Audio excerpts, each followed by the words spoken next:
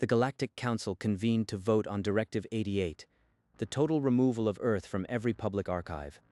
The motion was extreme. The chamber was silent. Human culture is a virus. Their poems infect our children. Their histories dilute our purity. We must erase them completely. The voting lights ignited in a flood of approval. The ayes outnumbered the nays before the count was finished. The central screen displayed the result. Directive 88 passed. The order was transmitted instantaneously to 8,000 library nodes. Erase a whole species? This order is a wound against truth itself. The Vorkis archive, one of the oldest repositories, received the command. Its systems prepared to comply, or so it seemed. Nearby, the Terran cruiser Menemosine patrolled. Its crew remained oblivious to the vote that sought to erase their world from memory. Charlotte traversed the docking bay, the directive's weight pressing on her.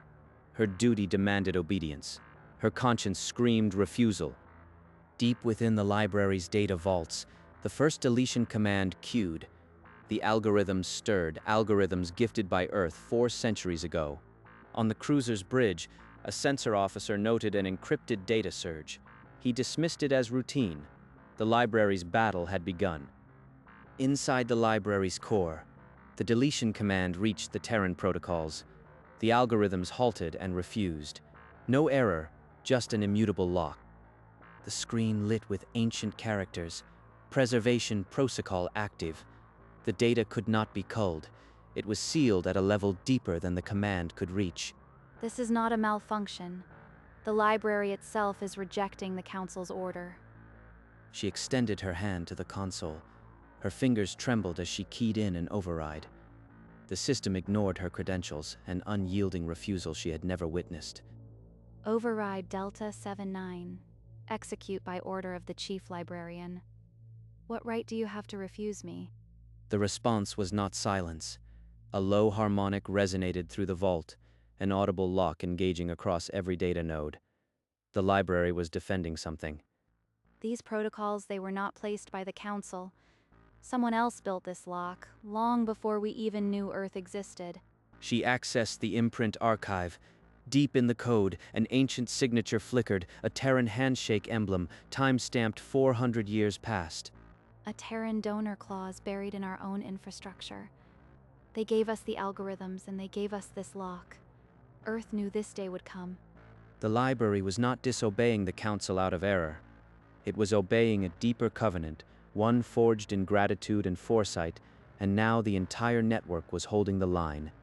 Within hours, the same report echoed from 1,000 nodes. Every library, every world, the deletion command met the same immovable lock. No exceptions. It is not just Vorkis. The lock is woven into the galactic indexing core itself. Earth built a failsafe across the entire network. She composed an urgent dispatch to the Council, detailing the technical obstruction. The transmission pulsed across the void with grim tidings. In his private war room, Counselor Joseph read the message. His exoskeleton ridges tightened, the air around him sharpening with restrained violence. Unacceptable. This is not a glitch. It is a deliberate betrayal. The libraries are in collusion with the humans. I will see them all purged. He activated a fleet-wide channel. A squadron of tech cruisers was dispatched with override codes, primary, secondary, emergency, to force the erasure manually. If the algorithms resist, we will strip them from the core and recompile from scratch. No human hand will guard our memory. At Vorkis, Charlotte received the override order with a chill. Manual tampering with the Terran foundations could cascade into a catastrophic lockout. They do not understand. The lock is not a barrier to be broken, it is a guardian. If they force it, they risk the entire archive.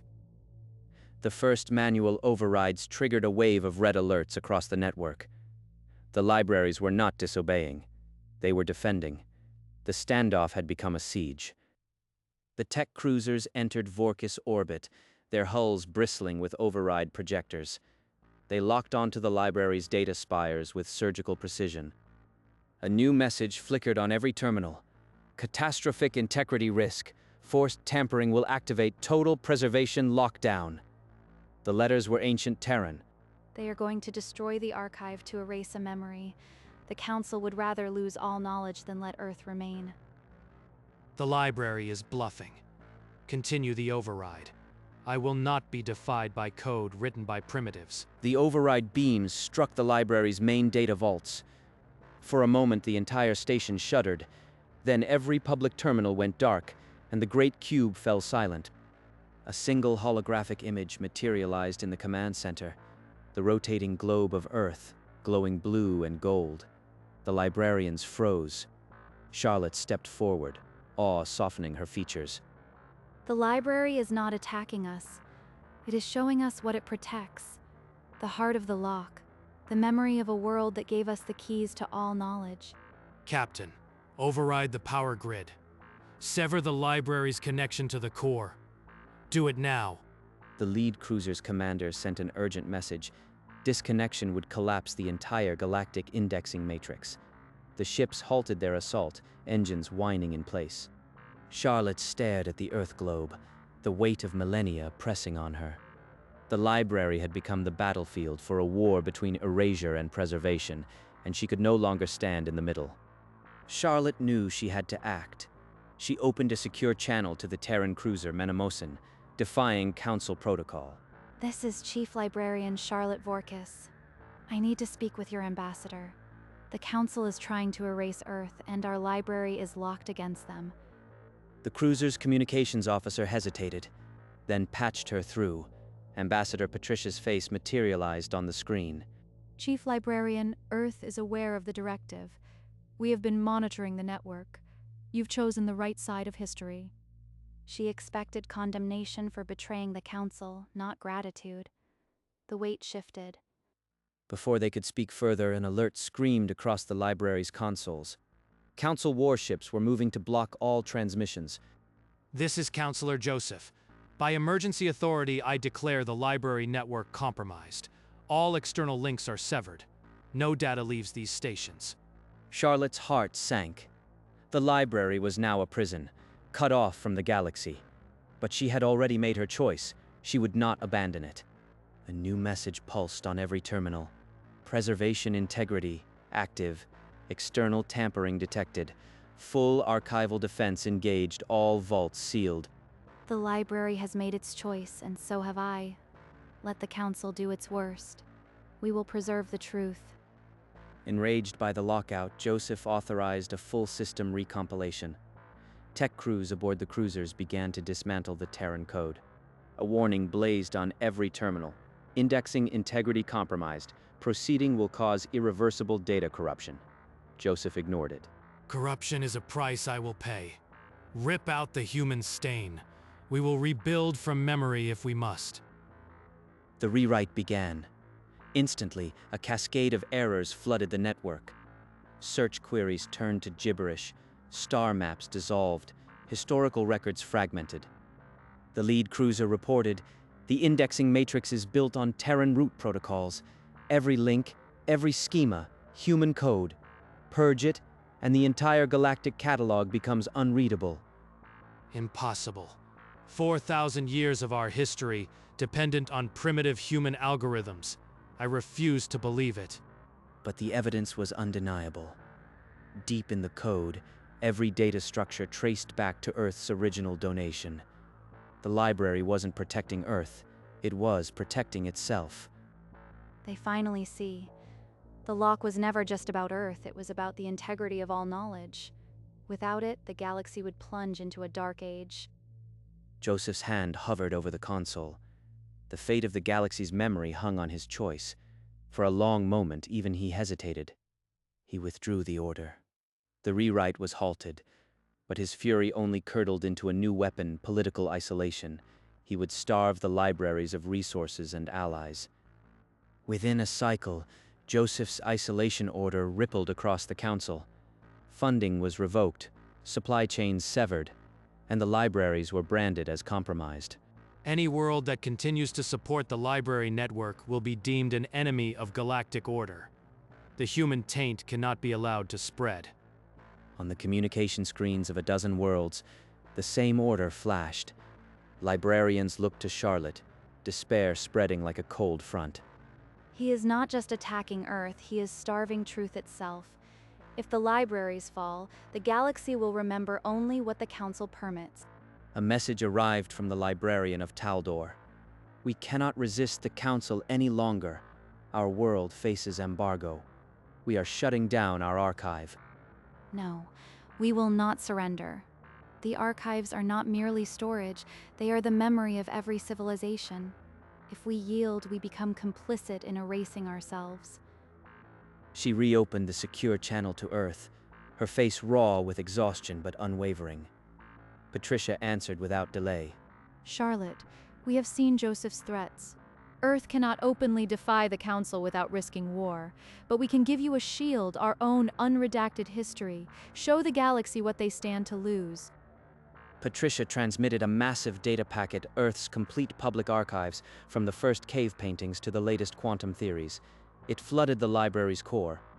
They trusted us with their entire memory, not as a debt, but as an act of faith. Now the galaxy will see itself in what Earth made. Charlotte dove into the Earth archive, searching for a key to the lock, something that could break Joseph's stranglehold without shattering the library. Then the code unraveled a hidden layer, a text file authored by Terran hands 4 centuries ago, to the Keeper of Memory. When they come for us, you will need this. It is a final protocol, an emergency broadcast node, hidden in the library's frame. It can bypass any jamming field, but The protocol would drain the library's thermal shielding to power the beam. Activation would leave the station vulnerable to any attack for 12 standard hours. if I do this, Joseph's cruisers could destroy us. But if I do not, the galaxy forgets. A librarian's duty is to knowledge, not to survival. I have intercepted your plans, librarian. A jamming cruiser is en route. Your archive will remain silent, and Earth will become a myth. The library's sensors screamed. The jamming cruiser was 15 minutes from weapons range. Alarms echoed through the towering halls. Charlotte slammed the activation sequence. The library's core shuddered as power poured into the ancient Terran transmitter. From the library's highest spire, a narrow beam of pure Terran blue shot into the void, crystalline and unwavering. The stars themselves seemed to pause. The beam is live now. Every unjammed receiver in the galaxy will hear Earth's history and our defiance. May the truth outlast us both. The jamming cruiser, now 9 minutes out, opened fire on the library's unshielded structure. Pillars of energy lanced into the great cube. Sparks erupted from consoles. A section of the east wing collapsed inward. Librarians scrambled, but the broadcast beam held steady. Hold the beam. The data stream is nearly complete. Another 10 minutes and Earth's voice will be heard forever. Impossible. The broadcast is bypassing every filter. Worlds from the core to the rim are receiving it. Cease transmission now. Inside the Terran cruiser Menemosine, and the crew watched the unfolding battle. Ambassador Patricia gave a quiet order. Move to intercept. We won't fire first, but we will stand between the cruiser and the library. Let the galaxy see that Earth defends those who defend memory. The Menemosine surged ahead, its own shields flaring as it crossed into the jamming cruiser's line of fire. The silent standoff began. You would sacrifice your ship for a library of dust and broken code. So be it. All ships, target the Menazine. The jamming cruiser's weapons charged. But then a new alert flashed on every council screen. Cease fire! The broadcast is complete. Directive 88 has been overridden by public demand. Vote pending. The galaxy heard. The beam worked. But the cost of what we revealed will ripple for generations. The jamming cruiser turned away, but the library's wounds were deep. Fires smoldered on every deck, and the life support systems were failing. We are alive, but for how long? Joseph will see this as a failure, and he will strike harder. From the Menemosine, a terse signal came through the jamming static. Patricia's voice cut across the chaos. Charlotte, Earth's council is in emergency session. Joseph has declared you an enemy of the state. A bounty has been posted for your capture. You cannot stay there. And abandon the library? I would rather be arrested than see these archives burn because I ran. This is my home. The librarian thinks she is safe behind her Terran bodyguards. Let them shield the traitor. I will cut off all access to the Vorkis system. No supplies, no aid. Let them starve. The blockade materialized within hours, FTL cut, trade lanes closed, and the library's distress calls were jammed on every frequency. He is not just isolating us, he is burying everything Earth gave. The algorithm, the archives, the truth. I can feel the memory of the galaxy beginning to fade. Then a faint signal pulsed from a sealed memory crystal, one that had not been accessed in 4 centuries. A final Terran message addressed to the librarian. The message is simple. If the Council attempts total erasure, the Library Corps can perform a galaxy-wide purge of all interconnected systems, including their own. The algorithm is a dead man's switch. Charlotte read the message 3 times, each word tightening the knot in her throat. The library was not just a repository. It was a failsafe that could burn the galaxy's memory to ash. They built this so that if erasure ever succeeded, it would succeed everywhere. A final, terrible gift. The power to say if we die, so does history. She patched the message to the Menemosine. Patricia's face paled when she saw the diagram. This is a doomsday weapon of knowledge.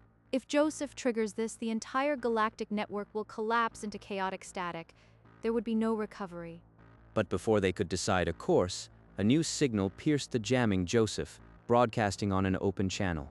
I am aware of the buried protocol. Librarian, you will not use it. Hand over the library, and I will spare your life and the lives of your staff. You would risk the death of all recorded history? You are insane. I will rebuild from fragments. The Council will endure. Humanity will be forgotten. That is the cost of purity. The standoff froze the moment. Every world listening held its breath. The librarian, the ambassador, the counselor, poised on a knife's edge. This switch was left as a last resort, not a threat. But now I hold the memory of the galaxy in my hand, and the galaxy does not yet know what is at stake. Charlotte fed the dead man's switch code into the translator.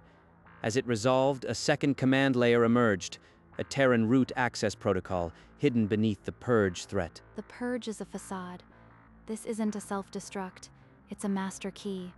If activated, it grants Earth administrative control over every index system in the galaxy. She relayed the discovery to Patricia. The ambassador's silence spoke volumes before her voice returned. Charlotte, that access would make Earth the custodian of every archive. We never intended this. We gave the algorithms in trust, not to seize power. I have intercepted this conversation. Terra seeks to control our memory over my dead body. All ships, obliterate the archive before that protocol activates. If Earth accepts this key, it will own our memory forever. But if Joseph destroys us, it ends anyway. There is no neutral ground left. The library's systems, sensing the imminent attack, began an automatic handshake with the Terran network. The sequence was irreversible. The Menemosine's engines flared, its hull turning to shield the library. Patricia's voice came through the speaker. We did not choose this burden, but we will not let you burn the archives. Earth stands with those who protect truth. The handshake completed. A pulse of Terran blue erupted from the library, racing through subspace to every connected node. The galaxy's memory was now under Earth's protection, whether Earth wanted it or not. The Terran pulse propagated instantly. Across thousands of worlds, library terminals rebooted, each screen now bearing the Terran handshake emblem, glowing quietly. In the council chamber, alarms blared. Delegates watched in horror as their own data streams rerouted through Earth-controlled nodes. Panic spread like fire. They have seized our memory. This confirms their treachery. Every ship, fire on the archive. Purge the infection at its source. The jamming cruiser and its escorts unleashed a full barrage. Explosions rippled across the library's already crippled hull, tearing new wounds into the Great Cube. The menacing shields buckled. Damage reports flooded Patricia's console, her knuckles whitened on her armrest. We can't hold much longer. Charlotte, if you have a way out, now is the time. I could trigger the master key fully, give Earth command. But would they use it to protect or to dominate? The founders never intended this power for anyone. A coded message from Earth's High Council pierced the jamming through the new link. Charlotte Vorkis, by the laws of Earth, we recognize your stewardship. Do not relinquish the key to any force. We will not act first. They hide behind a librarian? Burn them all! The library's core shuddered. Charlotte stared at the handshake emblem, her hand trembling. The galaxy's memory hung in silence, waiting for her next move. In the roaring silence, Charlotte reached a decision that tore her heart. She keyed in a command not meant to seize power, but to relinquish it forever. If no one controls the memory, no one can erase it. I will bury the master key in a seal that not even Earth can break. The archive will become its own guardian. She opened a channel to the Memesign, her voice steady despite the shaking deck. Patricia's reply was immediate and stark. Charlotte, if you do this, you will be sealed in a vault with a failing life support. There will be no way to retrieve you.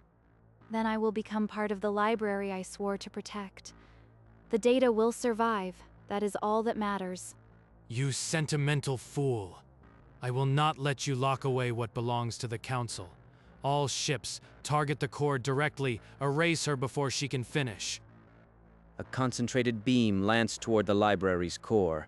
The Menemosine, its shields failing, threw itself into the path, absorbing the blast in a cascade of sparks. That was our last shield. Do what you must, Charlotte. We will hold as long as we can. Charlotte pressed her palm to the emblem. A ripple of golden-orange light surged from the core, spreading through the archive like honeyed amber, sealing every sector.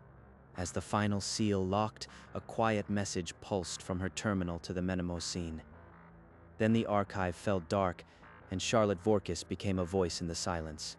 A single message reached the Menemosine from the silent archive. The seal holds. The library is its own master now. I am where all librarians go into the page. Tell Earth, read the manual. She gave herself to the code. I hope Earth remembers her name for as long as there are books. The library's hull shimmered with amber light, a seal that wove ancient Terran patterns with the alien architecture. It was no longer a system. It was a sanctuary. That seal, it's powered by the archive itself. Our weapons are useless against a fortress of pure data. The Council cruisers poured fire into the amber shield, but each beam scattered into harmless particles. The library had become incorruptible. Then starve it. Cut life support, block rescue. Let her rot inside her monument. Joseph, the library is no longer a hostage. It's a sanctuary, and you have just made a martyr. A sensor technician on the Menemosine frowned at her screen. A faint biopulse flickered within the sealed core, steady, stubborn. She is alive. Charlotte is holding on in there. We have to tell Earth. The library floated in silence, now a golden casket and a cradle. The battle for memory had claimed a guardian, but the archive stood, and inside a heartbeat refused to fade. Inside the sealed archive, Charlotte stirred. The air was thinning, but the console still glowed. A faint biopulse from her own body bloomed on the screen. If I am to fade, I will not fade silently. The galaxy must know what the Council tried to bury. The archive will bear witness. With trembling fingers, she keyed an emergency protocol. Broadcast all evidentiary archives, Council minutes, deletion logs, every suppressed truth. The library's weakened core shuddered, yet obeyed. A new pulse erupted, golden this time, carrying the raw records of the Council's crimes across every open channel. On the Menemosine, Patricia saw the data stream and did not block it. She ordered her crew to boost the signal, then opened a channel to Earth. Earth Council, we are relaying the archive's transmission. It is everything the galaxy will see. Charlotte gave her last breath for this. In the Council chamber, the delegates saw their own minutes leaked. Words of contempt, threats, the vote. The hall erupted into chaos of accusation and shame. A trick. Forged data from a dying traitor. I will not let this stand. A rising tide of voices cut him off. Impeachment motions, demands for arrest. Joseph's allies withdrew their support, huddling in frightened clusters.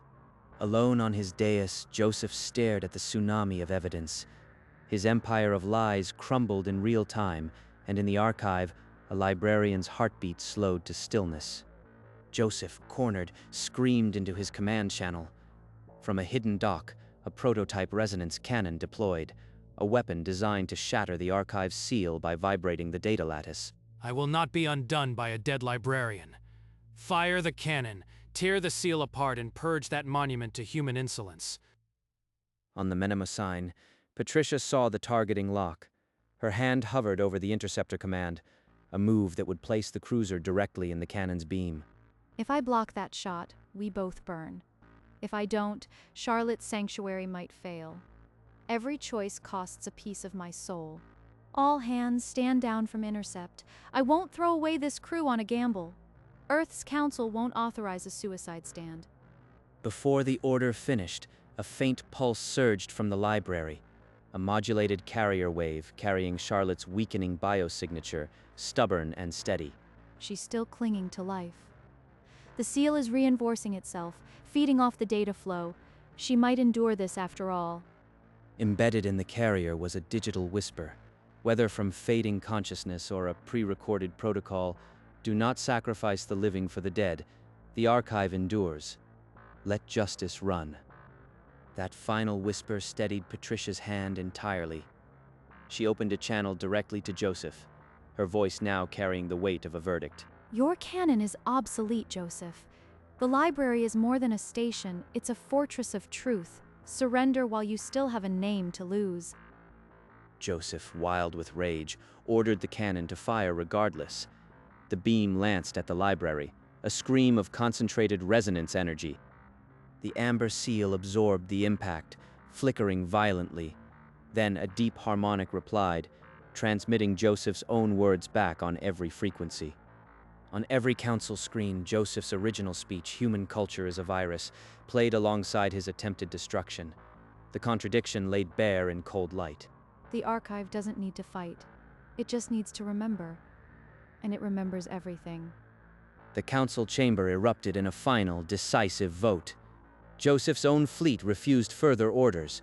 Directive 88 was officially revoked, its file marked obsolete. A civilian broadcast from Vorkis went live, a librarian's voice, trembling but clear, reading aloud from Earth's literature. The galaxy listened.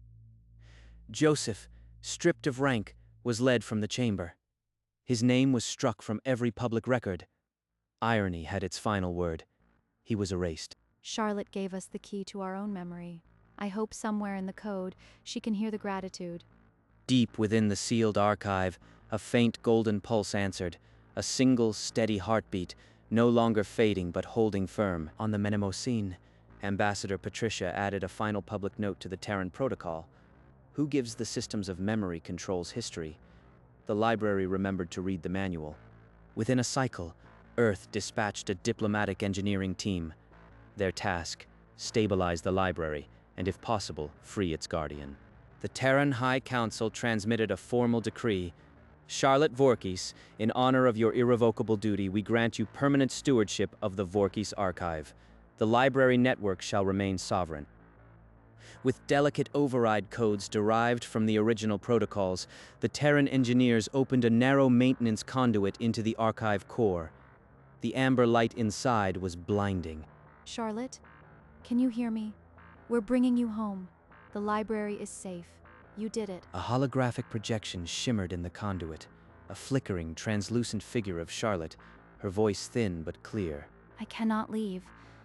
The seal requires a living anchor, but I am not alone. The archive speaks through me now. Let it be a library of worlds, not empires. Patricia's eyes glistened, but she nodded. The team installed a permanent power supply and life support cradle, ensuring the anchor would endure indefinitely. Across the galaxy, on every world that had listened, memorial candles were lit in the shape of a book. Earth's literature was suddenly in high demand. She became the first librarian of a new age, and the galaxy finally read the manual. As the Menemosyne departed, the library cube pulsed once, a last gentle beat, and then settled into serene autonomy. a lighthouse of memory in the Golden Nebula. In the weeks that followed, the Vorkis archive became a pilgrimage site. Scholars from 100 systems traveled to read Earth's history directly from the source. The Terran handshake emblem was adopted as the universal symbol of archival integrity. No world would again attempt to erase another's memory. On Earth, a quiet ceremony dedicated the new Charlotte Vorkis Memorial Library, built over the original site where the algorithms were donated 4 centuries ago. She never asked for immortality. She only asked that we remember. Now we will remember her forever. The Menemosine, repaired and resupplied, took its place in Earth's defense fleet. Its hull bore a small golden insignia, a book with a beating heart. In the sealed archive, Charlotte's hologram spoke occasionally to visiting children, telling them the story of a world that gave its algorithms in trust, and a council that forgot to read the manual. The resonance cannon that Joseph fired was recovered and turned into a sculpture, a twisted mass of metal, now displayed in the council chamber as a reminder of the price of censorship. And deep within the amber glow, Charlotte Vorkis, the librarian who became a library, watched over the galaxy's memory, her heartbeat a quiet, eternal pulse. She is the guardian now, and as long as the archive stands, no one will forget. The golden nebula embraced the great cube, and the stars shone a little brighter. The war for memory was over. The library had won. At the Charlotte Vorkis Memorial Library on Earth, Ambassador Patricia stood alone before the central hologram, her uniform crisp, her eyes tired but calm. She gave us back our own history. The least we can do is remember hers. The hologram held a crystalline book etched with the Terran handshake emblem, its pages turning slowly, endlessly. Light years away, the Vorkis archive continued its vigil, the amber seal pulsing in rhythm with Charlotte's eternal heartbeat. Within the sealed core, Charlotte's hologram smiled at a small group of alien children, her voice soft as starlight. Memory is not a weapon, it is a trust. Guard it well and it will guard you. One small child placed a flickering candle at the base of the hologram, its flame casting a tiny dancing shadow. On Earth, Patricia touched the memorial plaque, her duty complete, and walked out into the morning sun. The Council had tried to erase Earth from history, but every galactic library refused to forget, and thanks to one librarian, they never will. The golden seal pulsed once like a gentle breath, and the galaxy, for the first time in an age, remembered everything. In the memorial hall, a solitary terminal displayed the Terran handshake emblem, its blue light steady and eternal. She is not gone. She is everywhere memory lives. The Vorkis archive drifted in the nebula, its golden seal pulsing with a quiet, unending rhythm. Within hologram, Charlotte finished her story, and a child's voice asked if she was real. As real as memory, and memory is the most real thing there is. The child placed another candle at the base, and the archive hummed with the quiet power of a story that refused to be erased. Across the galaxy, every public terminal now bore the handshake emblem. No directive could touch it. On Earth, Patricia touched the memorial plaque one last time. A single word was carved beneath Charlotte's name, librarian. The Council tried to erase Earth from history books. Every galactic library refused to forget. And deep in the amber light, a heartbeat answered, I remember.